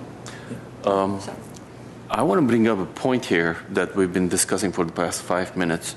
The city involves many different departments: art and culture, parks, recreational, and there are many other art programs that Parks and Recreation Department does. One of them is the Verdugo art, concert series during summertime, but we don't assign any type of money to that. That's one issue that brings up in my mind that there are other departments that they do similar work, which we are not directly involved with them, and we don't allocate any money, number one. Number two, the urban plan has a strict or guidelines that we need to work within those guidelines. Now, if we have decided that we need to open our windows and doors and see the general art program instead of Glendale and start to recruit many artists, be it, then we need to discuss it, decide, and send a proposal to the City Council, and therefore that will be the second step of doing general art. Now, right in the middle of a program that we have already approved, third question before, excuse me, the Adams Square gas station art, who runs it? Art and Culture doesn't run it. Park and Recreation Department runs it. Both, actually. Both? Yeah. The Arts and Culture Commission has assisted with selecting the artwork, and the Parks and Recreation Department has assisted with helping the facility become ready for the artwork. And then the library has also helped with assisting the artists. It never came up in our meeting, so we pay any artist at that until now, at least for the past 4 years. I haven't been. We have discussed paying the artists and our desire to pay the artists. The issue again has been that this project is funded through the general fund. Exactly. So since it's not funded through the Urban Art Fund, we don't have any authority really to pay the artists. Exactly. So therefore, my final approach will be I definitely agree to compensate all the artists. I have no issue with that. But we just need to put certain guidelines who and where we need to compensate those artists. And there are many other organizations within the city that they are qualified to be compensated. What we need to do is put some guideline for ourselves and give that to the City Council, approve it, then we would work within these guidelines. Otherwise, it's going to be very unfair to see that certain projects are very successful and then we're applying compensating those artists, whereas the other side there are some artists that they need to be compensated, and because they might not be in the guidelines. So we just need to reevaluate the situation and discuss it. I'm not against it, but we need to put it on the agenda and discuss it furthermore. Could I go? first? I agree with Commissioner Sherikian, but gas station is already one of our projects. It's not yet. I agree in general that all the other departments, when they do an art and cultural event, it would have been ideal if it would come to the commission and commission would have a say on that.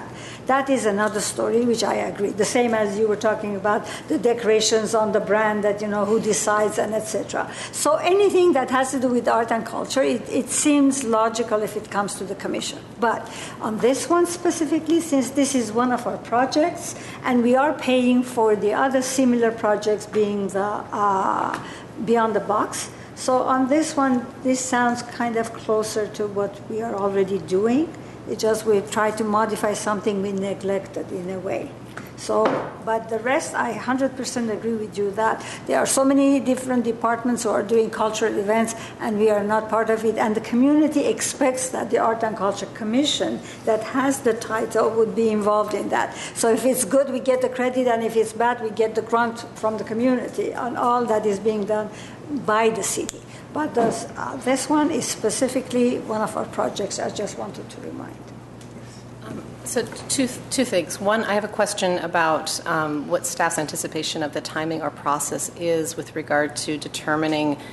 You had laid out some questions about the facility, whether it should be used, that it would need to be explored between library arts and culture and the parks. Do you have a plan that you're thinking about or a timeline associated with that? Well, I'm personally thinking that we do have 2 more installations planned. So my strong suggestion to this commission would be to include this within the Public Art Master Plan. That's my strong suggestion, because the Public Art Master Plan will take inventory of the entire city and identify what areas of the city need to be infused with urban art fund dollars, and also collect the community's input on that. And I think that if they collect that community's input on that, this particular project is highly wanted by the entire community, they can put forth this recommendation to the City Council to identify the venues where the Urban Art Fund should support. And I think it should be done in concert with murals, with monuments, with, decorations for performances, everything. I think we should.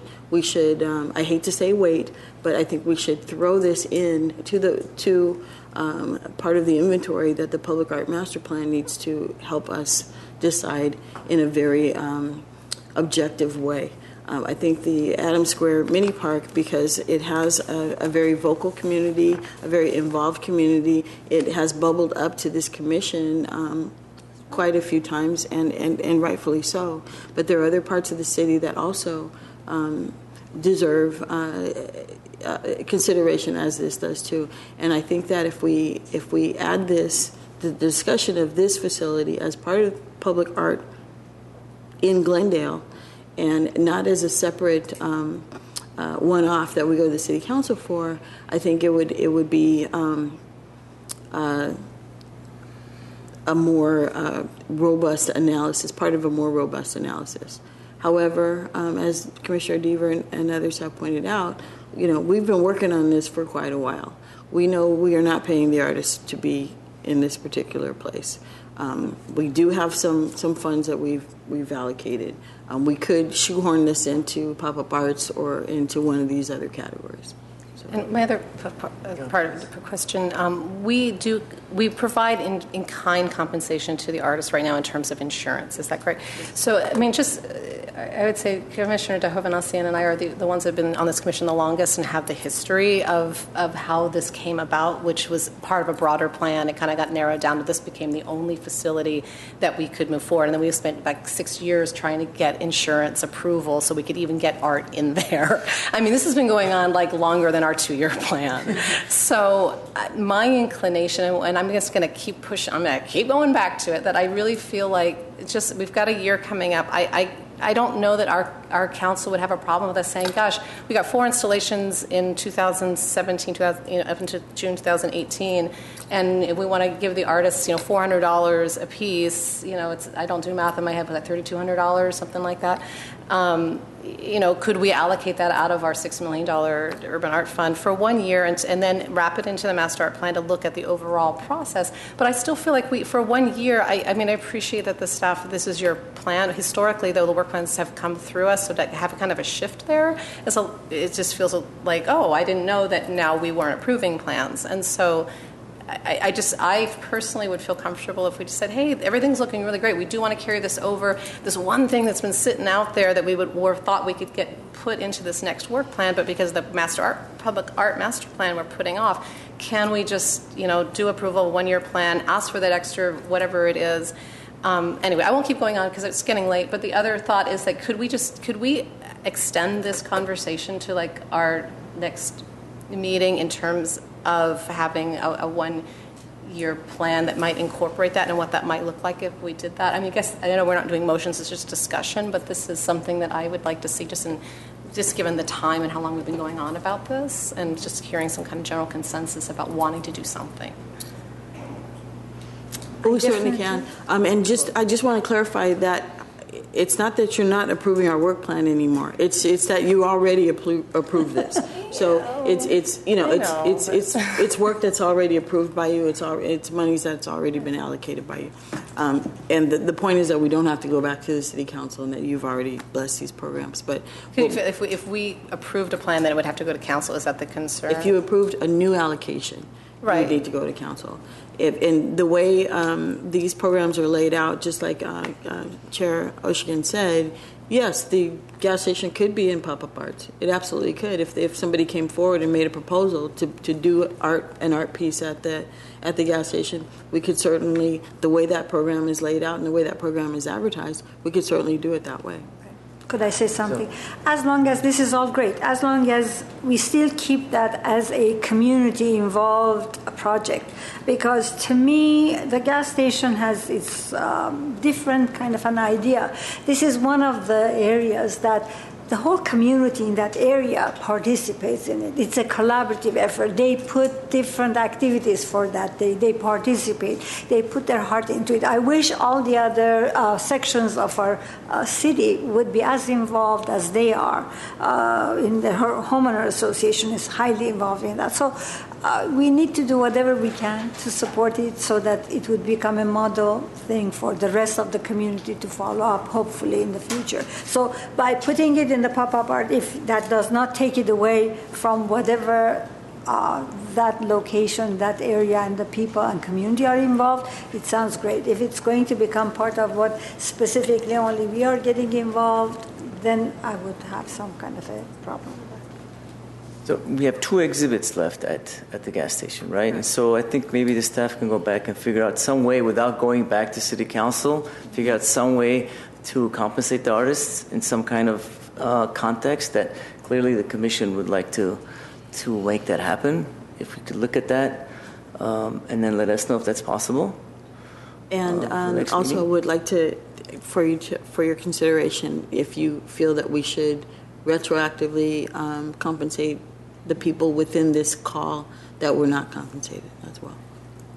That was my concern, Chairperson Sherikian, because if we do that, either we will compensate the other ones, or we have to adopt a new one saying that we are supposed to be paying them like the other artists. So otherwise, it would sound like if I had my project before, I would say, how come I was not paid, kind of.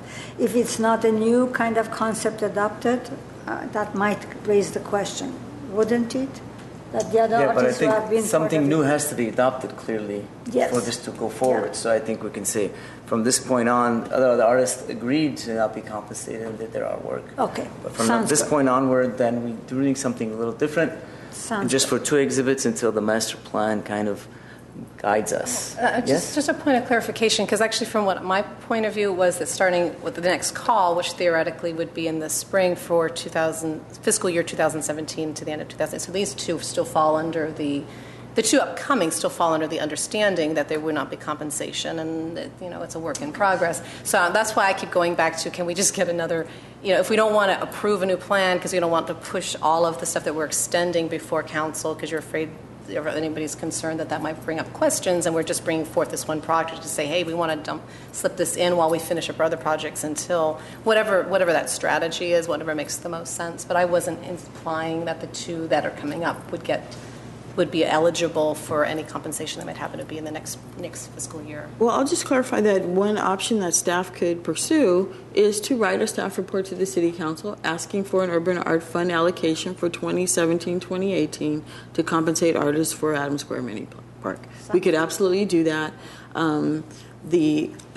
If I were on council, I would say, well, why isn't that part of the public art master plan? So we'd be prepared to answer that question, and we could ask for appropriate monies. We would again consult with our friends in Parks and in Public Works to ensure that that it's again a facility that we really should do this in or not. I mean, we don't know if the roof is headed for collapse or anything like that. So I would suggest that staff come back with a recommendation on whether or not we should write a report to the City Council asking for monies that is from the Urban Art Fund and allocation, in before the Public Art Master Plan is done, just in the spirit that this is something we've been doing and we want to continue doing it, and in consultation with Parks and the other departments that would be involved. However, I would like to caution this commission that that building may not be suitable for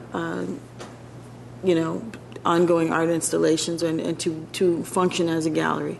So I don't want to overcommit that the city is going to say, sure, we're going to go ahead and do that. It's also a historical place, so there are different rules that I'm not familiar with as to how it is to be conserved. So it's a bigger question than any other location where we might be doing something because of the historical significance. Another issue with Adams Square Mini Park is that if we do have a venue that we call a gallery, for example, we get into the realm of what are the parking requirements for that type of venue. Because we've done a special use one-day permit to have installations there, we haven't had to worry about any particular zoning issue. So if we do establish that as a gallery or as a official place, we would need to conform to whatever the rules are about parking. And the sense of that is that, if we did have larger events there and local resident parking was supplanted by visitor parking, what would be the impact on the neighborhood? Would we require valet parking from whoever did an event, et cetera, et cetera? So there are a lot of municipal issues with that facility, which I'm sure you all know, and we just like to put all that together within our report if we do go back and ask for that. So when will? I'm sorry, you have to fill out a form to comment in this meeting, please. Excuse me, but please, before you can speak at this meeting, you have to fill out a form. Timing right? May I do that? Actually, you would have to do it at our next meeting. We've already passed the comment section, unless the chair would like to. Would the chair be able to make an exception, or if that's something that the chair would like to do at this late hour? Yes, Chairperson Oshagan, members of the commission, if you want to reopen oral communications, there has to be a motion and a second to do so, but certainly you don't have to. And yeah, they are limited to 5 minutes of speaking, right? Yeah, I'm open to that. I would move to allow our visitor to speak. Do they need to fill out a form, or do you want him? Please, with the right procedure. If somebody seconds that. Okay. But we would have to finish discussion of this item first. Yeah. My concern is regarding the discussion. We don't have enough information, all of us, a report based on, so we can discuss a little furthermore. And I don't mind his opinion if he wants to come back and discuss it really, truly detailed items. And then I'll be ready too, because I would like to do some research at the same time and come up with different point of views. And if we're okay, then we can put on the next agenda, next meeting agenda that will make better sense to all of us. I want to clarify that the member of the public is not a part of this discussion. We would conclude our discussion, and then we would allow a member of the community to make a comment about anything he wants to talk about. Yeah, that's clearly understood. Yeah. Do we want to bring this agenda item back? Before that, I have a question. So there's 2 exhibits that are going to happen in that space that we've committed to, irrespective of whether the roof is going to, well, unless the roof collapses, obviously nothing's going to happen in there. But if it stays the same way, we're doing those 2. And then the whole program will be revisited again with the master plan. Is that correct? That is staff's recommendation. However, my feeling is that the commission disagrees with staff on this. And so I'd like to offer the flexibility of perhaps doing this a different way. But how can we have a plan for a space that may not be available to put art in, right? So it seems to me we should kind of consider that. Yes. Well, my only concern, coming back to kind of what we talked about earlier, this is a project we've been doing for years. So I think we're over kind of thinking what our commitment is in some ways. So I think the first question is, if we're going to continue to have artists there, I personally feel that they should be compensated. That's one part of it. There is a big question, of course, about sustainability, and that's a question for, I think, later. You can always pay the artists until you stop, having the program, because there may be a bigger issue. And then the second part is, I do agree that if we've already scheduled artists, they already know kind of what the parameters were. They applied for the process, they got accepted.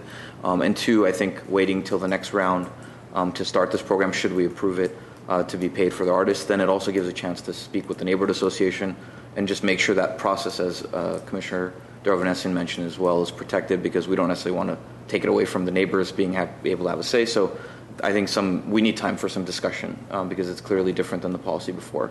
But as mentioned before, this has been an ongoing discussion for 4 years, and my concern is, if we wait for the Public Art Master Plan, we are not going to be able to change this program when the Public Art Master Plan starts. We're going to be able to change it after it ends, and that could be a year or 2 away. And so now we're talking about 6 or 7 years before we pay artists to do work that they've been doing for the past 4+ years. So that's my concern. But I appreciate all the feedback and discussion. So perhaps we have to bring it back next meeting, because it seems we have no real consensus. Well, staff would suggest that staff would summarize all the issues involved with the Adams Square Mini Park, all the parties that are involved, and what the process would be should we decide to fund artists in the next fiscal year. I could just simply summarize, here are all the issues. Here's, how we would get funds allocated for that. This is the amount of work, conservation, et cetera, that it would take. And leave it up to yourselves if we want to move forward with going to the council on it.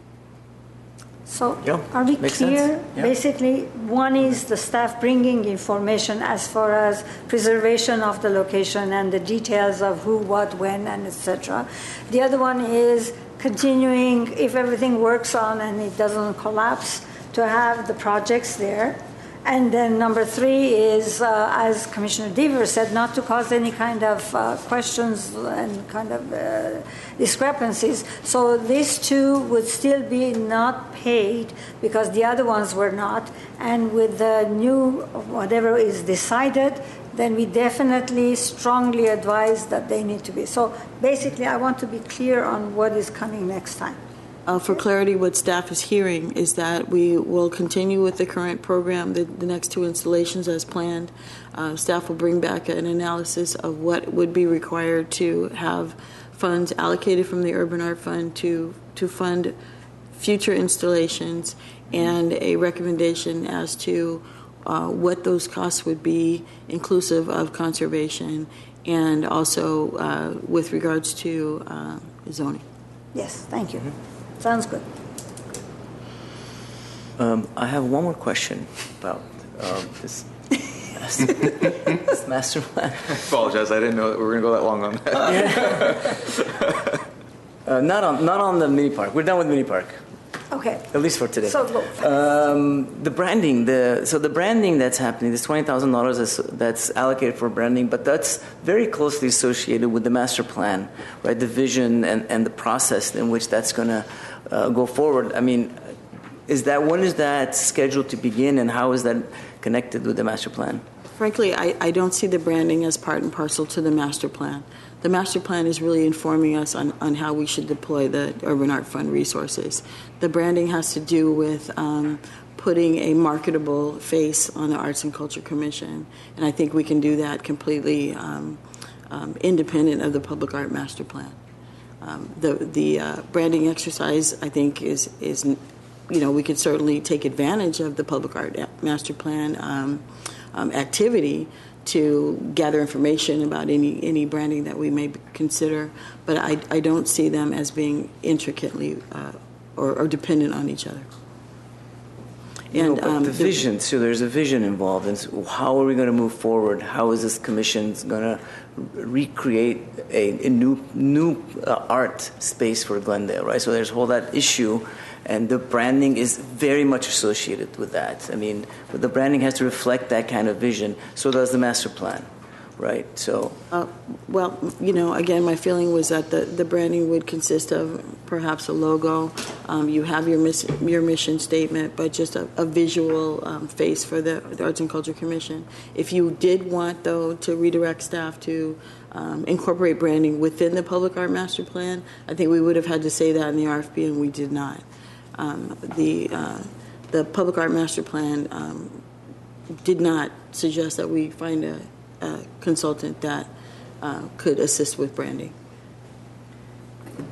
I just want to say, my memory of it was when we had these conversations a while ago about the branding, that it would be considered in the master plan. The Urban Art Master Plan kept coming up as a context for that. So that's my memory of it as well. Mm-hmm. I actually don't even remember. This is just me. I don't even remember allocating the money. Yeah, I don't actually either. But is that allocated towards that in our plan, the $20,000? Yes, there's a $20,000 allocation in the plan, and my understanding is that the context within the Public Art Master Plan is that, for example, when excuse me, sir. Excuse me. Please lower your voice because you're being picked up in a. Please lower your voice. Please lower your voice. Okay. The branding might be one vehicle for the Public Art Master Plan consultants to utilize in reaching out to the community. In other words, if they were to do an event and for the community, the brand could be one aspect of making the event more successful. That is by making it more attractive, making it more cohesive, and having a face of the Arts and Culture Commission to utilize as opposed to just the regular City Swirl logo.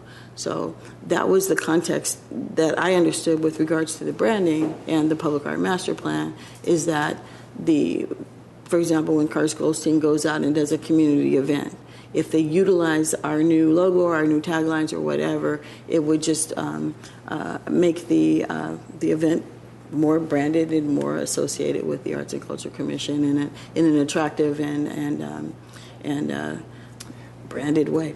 First question a branding company will ask you is, who are you and who do you want to be? Right? These big questions, they start from those big questions. Mm-hmm.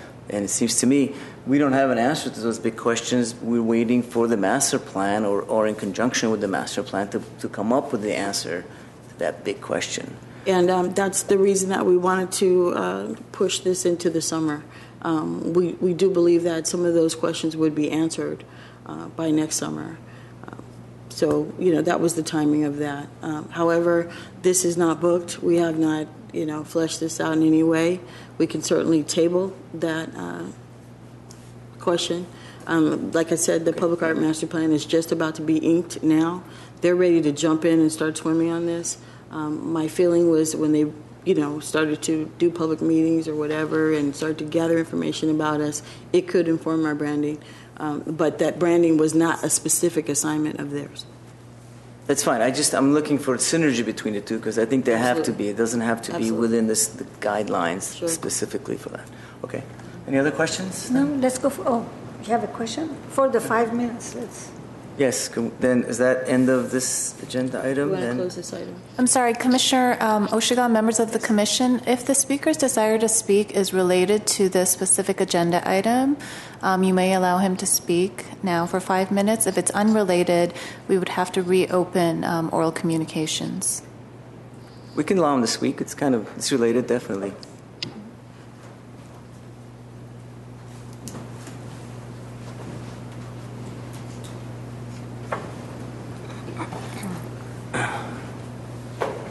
Thank you, Mr. Sheehan. Please, and remember, please, you have maximum 5 minutes to speak. Thank you. Thank you for coming to our commission. The gas station is near and dear to my heart, as at least 3 of you know. And for the 2 gentlemen whom I haven't met, or if I have, I've forgotten because I'm 75. In 2008, I was fortunate to install the first piece of art in the gas station. This is after the city spent over $250,000 to buy the corner property, to destroy some buildings and to make a park there with the specific notion that the gas station would be for art. Committees take a long time to get things done.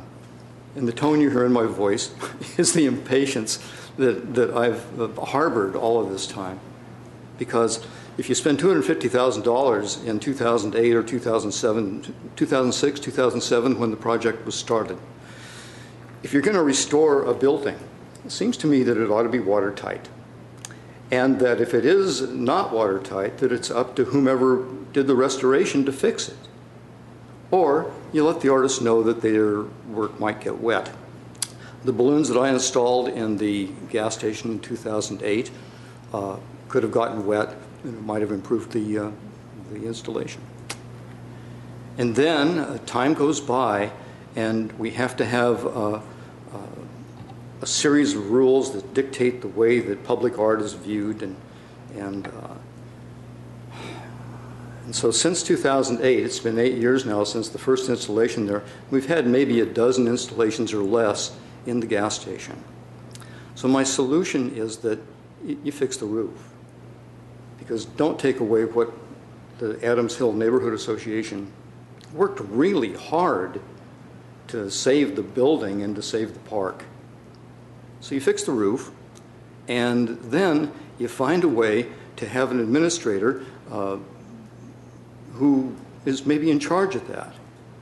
And then that administrator works with the Adams Hill Neighborhood Association, who have become completely involved with the way that the gas station is administered.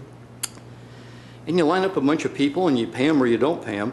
The lady who's got art in there now, which is really a very interesting dream gate that this woman from Santa Barbara came down to do. And then I was shocked to find out that she wasn't allowed the use of a ladder at city expense. Or at least when I've been in there, I've been able to use a ladder. But golly, it's a wonderful space. It's 12 by 12 by 12 feet of space that when it's lit up right, it looks really, really nice. So now you can imagine my just dropping in to see what was going on here because I want to help. And then I see that you're going to spend $20,000 on yourselves to brand the Art and Culture Commission, and there's a GF, which could stand for a lot of things regarding the gas station. And it's embarrassing to me that the neighbors worked so hard to get the gas station saved in the first place. The rumor was that it might have become a used car lot. And parking notwithstanding, we like to walk in Adams Hill. And it's a 5-minute walk from my house and maybe a 10-minute walk from people that are in the neighborhood. And when we get down there, there's a bunch of people that enjoy being in the park and really enjoy supporting the art that's gone in there. Kathy Hirata of the Adams Hill Neighborhood Association and a couple of other people work really hard to get the neighbors out and then to help the artists get the stuff in. So fix the roof and it won't leak anymore. We have people that do that. And Find a way to have lineups that go longer than just 3 or 4 at a time. And if you can help, the insurance deal, when I had my first installation in a week before, Richard Espinoza said, well, you have insurance, right? And I said, it's a city facility, it's insured, right? No, you have to have. So my budget was trebled to do thousands of balloons in the gas station. And it was all at my own expense, and I would spend money again to do something similar. So in conclusion, I'll try to lower my voice. In conclusion, committees don't get things done. People get things done. People get things done. I volunteered to administer that place for $1 a year, or do whatever the rules were that would make me jump through hoops to help. And I just encourage you to fix the roof and line people up and pay them or don't pay them. Most artists are happy to have a space to go in, but if they could get a little help or a ladder, that would be nice. Thank you very much for putting up with me. Thank you, Mr. Sheehan. Do you have any questions? I just want to say thank you for your dedication to that space. That's right. Well, you've been helpful personally, and I appreciate that. And we haven't met, but what you've been saying is really nice. And artists who are burgeoning will take their work to the brand. Well, that's another thing. We couldn't sell any work out of the gas station for some strange reason, but you can sell work out of the brand. And how the brand and the parks and the gas station and the parks are different, that would be another discussion. But thank you very much. Thanks for being here and Thank all you. the support. We appreciate And your support too, Arlette. Thank you. You're welcome. Item 7, written communications. Let's finish it. No, I don't have any. Do you? No. Any? No? No? So 8, adjournment? Yes.